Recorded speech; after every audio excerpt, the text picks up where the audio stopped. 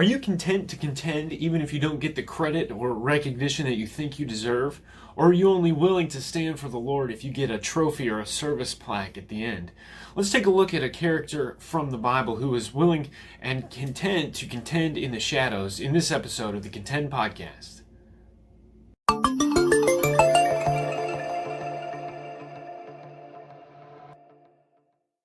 Hey everyone, welcome to this episode of the Contend podcast. Hope that you're doing well in the midst of this coronavirus craziness that is going on.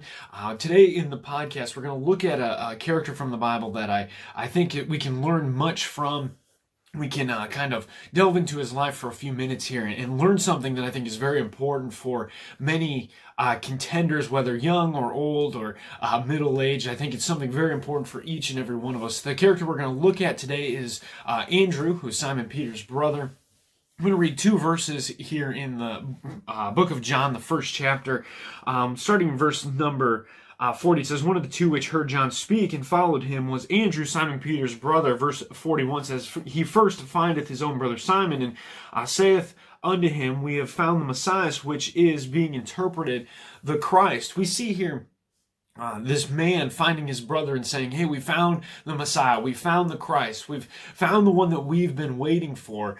But a couple things about the life of Andrew that I think we need to look at, and something that we can learn from even before we get into the main point of the podcast today is it says in verse number 39, or rather in verse number 40, the first verse we read, says, "One of the two which heard John speak and followed him." We see that Andrew was a very spiritual man. He was a follower of Christ, so to speak, and looking for the Messiah. He was a good, what we would call now a good Christian person. He was striving to be close to the Lord, and he was doing what he was supposed to be doing, following John, listening to him preach. And we see this as a very underlying thing in every one of the disciples, obviously, because the Lord chose Christian men, besides Judas, of course, to follow him and to be his disciples. So we see this man, Andrew, a follower of John, and someone who was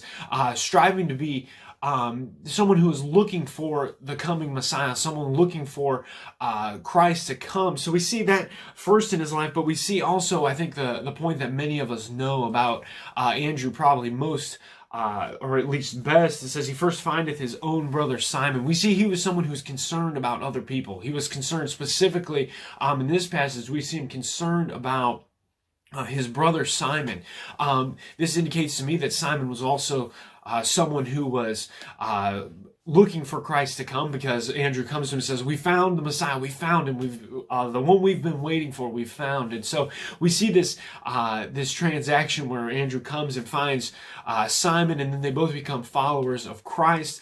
And what a good picture of soul winning that is for us, or of outreach, and for us to go forth and to find other people and be as excited now as the day when we got saved about going out and finding people. I know when I got saved, I was 5 years old, and I was so excited I was going to call my grandparents and tell them that I had just gotten saved. And I just told this story in church a couple weeks ago, but my dad we had ordered a pizza, and so he handed me the phone to call my grandparents, and I just hit the redial button, and I ended up telling the call taker at the pizza shop that I had just gotten saved, and she was very confused. But then my dad helped me get a hold of my grandparents instead. But nonetheless, we need to be very excited when we find the Lord.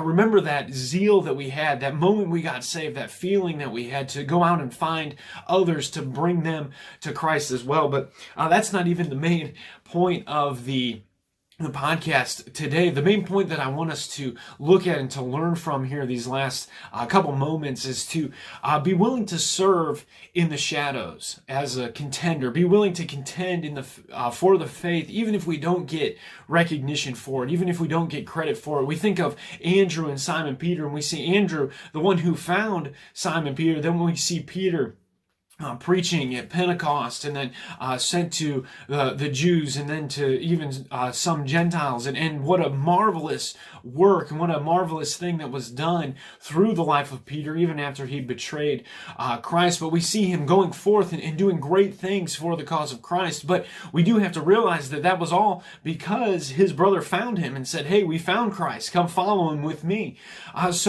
Although Andrew doesn't get as much credit, I believe that all of the souls that Peter saw won, all the things that he saw done for Christ are also given to Andrew's credit as well. And many times we think if we don't get the earthly credit, we don't get the recognition here on earth, then we're not actually getting credit. But the fact of the matter is that our credit is what we're laying up for in heaven, the treasures that we're laying up in heaven. So we need to make sure that we're contenders for the faith, even in the shadows. Be willing to contend, even if we don't get the recognition we think we deserve. So today on the Contend Wrap-Up, I'm going to talk about ways that we can contend. We're going to look at a couple things on how to contend in this crazy time. So I hope you'll stick around for just a moment to listen to the Contend Wrap-Up.